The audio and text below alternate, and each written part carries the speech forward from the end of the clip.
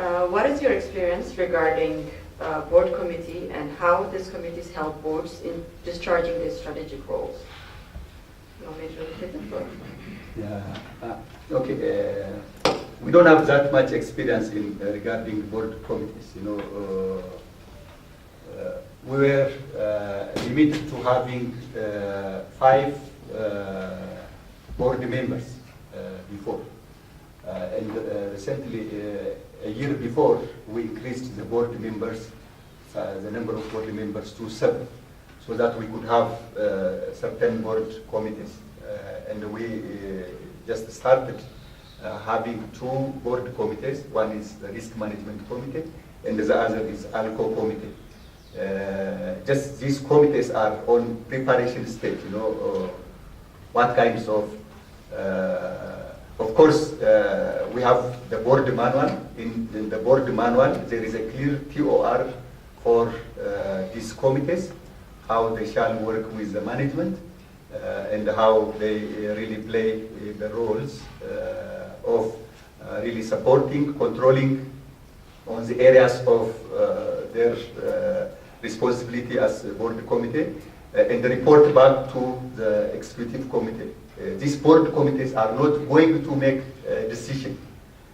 They are going to really identify areas where the board shall be informed and make appropriate decision. The board committee is not to make decision so far, and this is how we are going to start board committee. Okay, my experience has been, when I've run financial institutions, has been that we've had an audit committee, a risk management committee.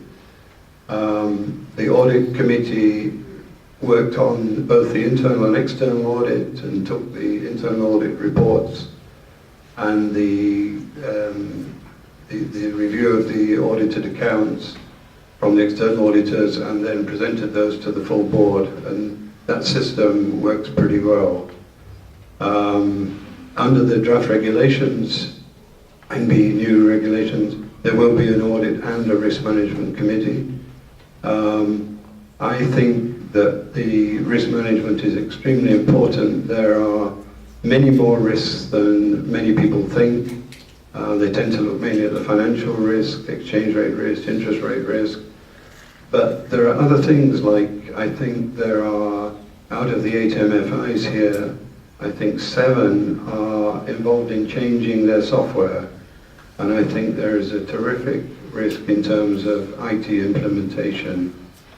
And this, I think, will be addressed later in the day when we have a special risk presentation. So generally my experience has been that if the board committees are working well, they refer their findings to the main board, and then the main board can pick up, adopt, or ask for changes. But basically you're not having the full board doing all the detail that has been sorted out by the individual committees. So in fact it makes for shorter board meetings and probably a better board working environment. Okay, actually from my experience on this area, I have also one of the microfinance who had a big challenge on this area. Because the shareholding, the number of the shareholders we have are very few, and as well the number of boards are only 5 out of 9 or 10. Therefore, as to formulate different committees, maybe the mathematician may help me that when the combination is made, one person involves in 2-3 committees. Therefore, currently we had only one committee, that's ALCO committee. Of course, as risk, we use that ALCO committee as risk committee and ALCO committee. Therefore, but the number of, for me, maybe that would help me if I get some idea from the participants, that if there is a way to increase the number of shareholders, there will be a way to increase the number of board members, as what from Osasa we heard. Therefore, for me, this is a challenge, but it is actually good for the microfinance if the board had different committees. as I said earlier, if the boards are empowered, now then the executive board can have enough time to see the strategic direction of the microfinance and can direct it to the way that it was fully established. Therefore, but as the number of shareholders are small and the number of these boards will be 5 or 3, something like that, therefore, now it will be difficult to establish different committees. Therefore, the very reason that to make a strong board and a strong decision, to make strong decision as well, will be empowering different committees. Therefore, different committees will come with different decisions that will be forwarded to the executive committees, and the executive committee can do things in the proper way that the organization was established and strategically the organization was really formed. Therefore, maybe from the experience of my organization, I don't have anything that to share with you, but even we have only one committee. Therefore, maybe it will be good if we listen from other friends too. Committees are very important because that's where most of the work seems to get done on boards.